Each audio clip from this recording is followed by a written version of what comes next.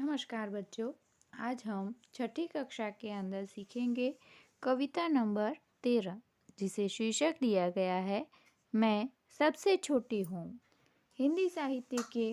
अंदर जानी मानी रचनाओं के लिए सुप्रसिद्ध ऐसे सुमित्रा नंदन पंत जी द्वारा रचित इस कविता का संक्षिप्त परिचय प्राप्त करें तो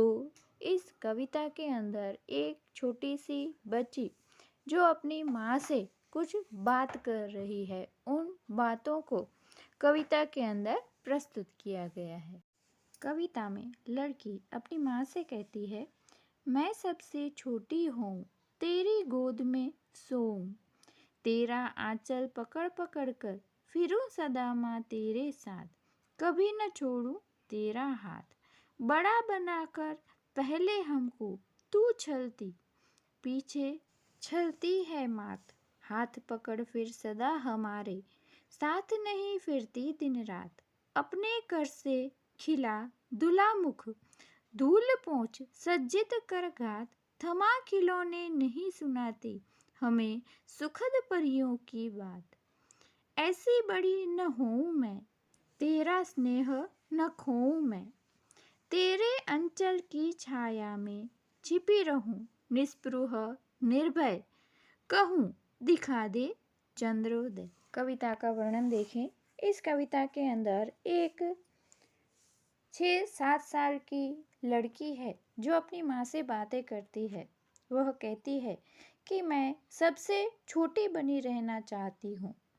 तेरी गोद में मैं सोना चाहती हूँ, तेरा आंचल यानी तेरा जो दुपट्टा है, तेरी जो साड़ी है, उसका आंचल पकड़कर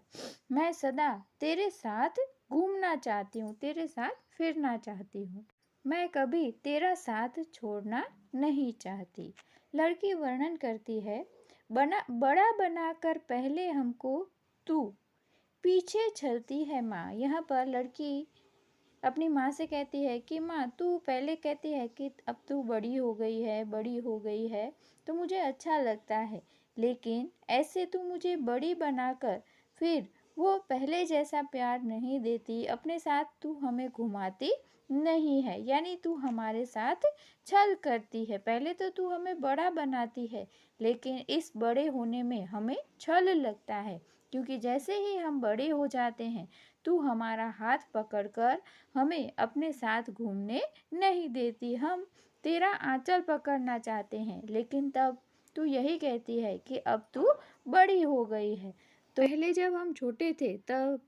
माँ तू हमेशा हमारा हाथ पकड़कर हमारे साथ दिन रात घूमती थी, लेकिन अब तू कहती है कि तुम बड़ी हो गई हो, अब तुम हमारे साथ नहीं, अपने आप तुम्हें बाहर जाना चाहिए, अपने आप खेलना चाहिए, इस तरह तुम हाथ पकड़कर हमारे साथ दिन रात रहती नहीं हो। अपने कर से माँ तू क्या करती थी, पहले अपने कर से यानी अपने हाथों से हमें खिलाती थी, हमारा मुख धुलाती थी,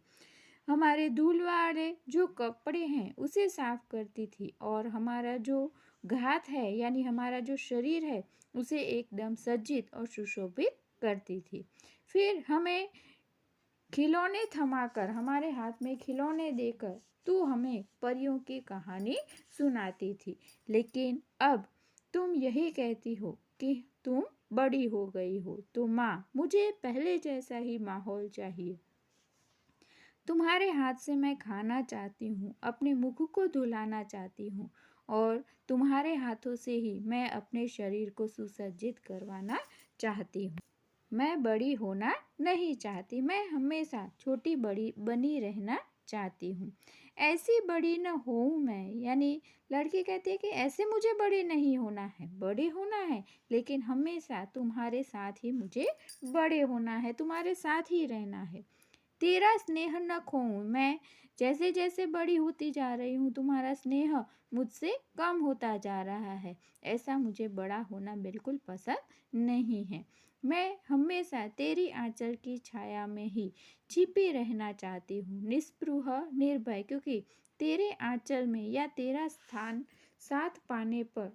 मैं अपने आप को निर्भय और सुरक्षित महसूस करती हूँ, और तुम्हारे आंचल में छिपकर, तुम्हारी गोद में सोकर मैं रात का चंद्रोदय देखना चाहती हूँ, यानी कि रात के समय जब तुम मुझे सुलाए तब अपनी गोद में मुझे सुलाए, ऐसा मुझे माहौल फिर से चाहिए। तो यहाँ पर जो छोटी सी लड़की है वो अपनी माँ से शिकायत करती है कि पहले तो तुम मुझे कहती हो कि अब तुम बड़ी हो गई हो, बड़ी हो गई हो। मुझे बड़े होना अच्छा भी लगता है, लेकिन जैसे जैसे मैं बड़ी हो रही हूँ मैं देख रही हूँ कि तुम्हारा स्नेह है वो कम होता जा रहा है। तुम मेरे साथ खेलती नहीं, कहानी नहीं सुनाती, मेरे साथ घूमती नहीं। इस तरह की शिकायतें छोटी बड़ी बच्ची अपनी माँ से कर रही